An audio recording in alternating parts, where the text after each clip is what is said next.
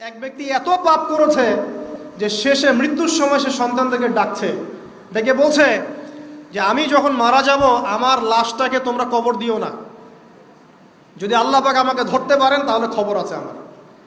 কি করতে হবে? সে বলছে যে আমার দেহটাকে তোমরা পুড়িয়ে ফেলবে এবং পুড়িয়ে ফেলার পরে ছাইগুলোকে একত্রিত করবা, করে অর্ধেক ছাই সমুদ্রে ভাসিয়ে দিবা, অর্ধেক ছাই বাতাসে উড়িয়ে দিবা। সন্তানরা তাই করলো। মৃত্যুর পর আল্লাহ পাক এই সমুদ্র এবং জমিনকে বাতাসকে আদেশ করলেন যে তোমরা ছাই জড়ো করে দাও। আর মানুষ আর জিন আল্লাহর কথা না শুনলেও এই প্রকৃতি আল্লাহ পাকের কথা শোনে। বিজ্ঞান বলে প্রকৃতি থেকে সব হচ্ছে। কি প্রকৃতি? প্রকৃতি কি, কাকে বলে? মানুষকে আল্লাহর ইবাদতকে বাদ দিয়ে প্রকৃতি পূজায় নিয়ে গেছে। এই পুরো প্রকৃতি আর মহাবিশ্ব এক আল্লাহর ইবাদত করে। কে সৃষ্টি করলো প্রকৃতি? প্রাকৃতিকভাবে হয়েছে সব কিছু বলে, আল্লাহ থেকে হয়েছে বলা যাবে না। বললে আপনি মৌলবাদী হয়ে যাবেন।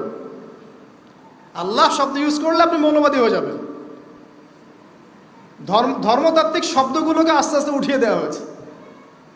দেখবেন যুক্তি, বিজ্ঞান, দার্শনিক শব্দগুলোকে আনা হয়েছে। এটাও টেকনিক্যালি করা হয়েছে। কোনো সেকুলার মিডিয়াতে আপনি দেখবেন না ইনশাআল্লাহ বলছে। ইনশাআল্লাহ প্রমাণ করবে যে আপনি আস্তিক না নাস্তিক। তো প্রকৃতিকে আল্লাহ পাক আদেশ করলেন এই সমুদ্র ছাই জড়ো করো, এই বাতাস ছাই জড়ো করো। তারা ছাই জড়ো করে দিল। এই ব্যক্তিকে বলা হচ্ছে তুমি জীবিত করে আল্লাহ পাক বলছেন তুমি যে এই কাজটা করেছিলে, লিমা ফাআলতা হাদা, তুমি এই কাজটা কেন করেছো?